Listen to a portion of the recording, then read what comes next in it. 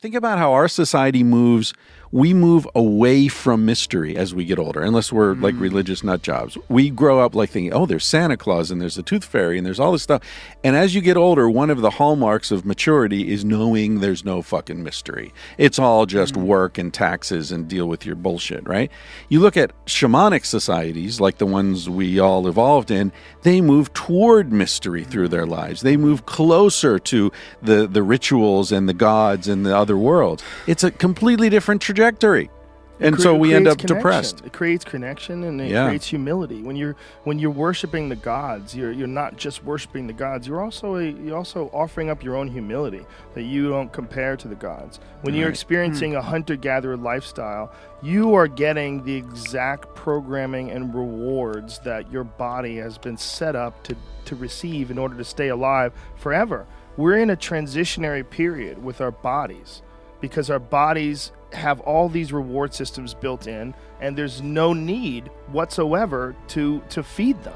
There's no need to feed the fight and flight. There's no need to feed the hunter-gatherer. There's no need. You're going to the supermarket and you're getting your food. You're going to work by sitting down all day. None of it makes sense to your body. Your body is absolutely baffled. And if you're not doing something that you absolutely love while you're sitting in that studio, whether designing something or art or whatever it is, I mean, you could conceivably, obviously, go to a job and it'd be the most amazing job ever. But if it's not the most amazing job ever, if you really are sitting there just doing nonsense that you don't give a fuck about all day, there's nothing like that in all of nature. Gathering food is exciting. Hunting is exciting. Fishing is exciting. Planting crops is satisfying. If you pull a tomato off of a vine and you eat that tomato, there's a visceral, almost genetic excitement that you get from that. We're not getting any of those rewards all day long, but we're forcing ourselves to live in this way. It's not like living in a way where we would get those rewards would be impossible. It's not society and it almost engineered itself to make it so that we can innovate and make new things easier and quicker.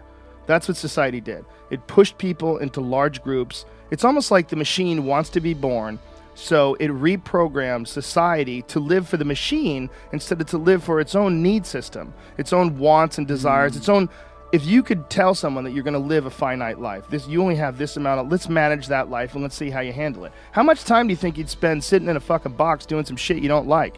You wouldn't. You would spend none. You'd put 0 in the box. You would say, well, what percentage of your day do you want to sit down and do something you don't want? 0. Okay, well, when you're engineering your life to live for your needs, to exist for what would make you happy and what would make you like a person who's feeling satisfied and feeling like you're thrilled by life. But that's not what society wants. What society wants is to make sure that your reward system is going to be based on material items, because if it's not based on material items, then we can't make more material items. We want to make sure that you always need the newest, craziest shit. So we're going to get you in a society where you're inundated by visual images of things that are way better than the things that you possess, and your main focus will be possessing those things because they will equate happiness to you. Of course, you'll never receive that happiness, because if you did, you'd jump off the game. If having a 69 Mustang was a thing that would make you really happy, always wanted a 69 Mustang. You'd get that 69 Mustang and you'd be good. But it's not. You're done. Then you want a 70 Firebird. Then you want a this. Then you want a that. And you get caught up in this path of collecting items. This ensures that these items continue to get made. Right. So we're living our lives for this system more than we're living our lives for humanity.